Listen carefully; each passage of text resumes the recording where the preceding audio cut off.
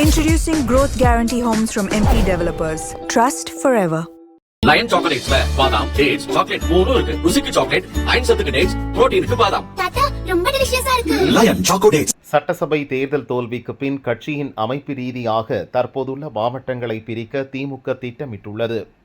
திமுகவில் தற்போது 77 மாவட்ட செயலர்கள் உள்ளனர்.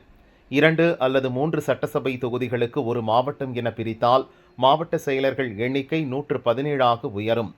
புதிதாக மாவட்டங்கள் பிரிக்கப்படுவதால் மாவட்ட செயலர்கள் பதவியில் இளைஞர்கள், பெண்களுக்கு வாய்ப்பு கிடைக்கும் என்ற எதிர்பார்ப்பு ஏற்பட்டுள்ளது.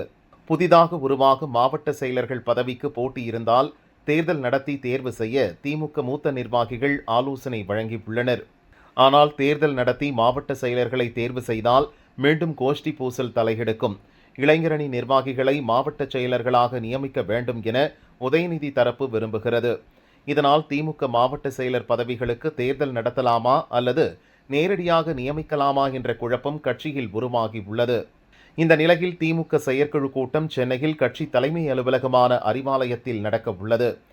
அதில் இது குறித்து முடிவெடுக்கப்பட உள்ளதாக கட்சி வட்டாரங்கள் தெரிவித்தன.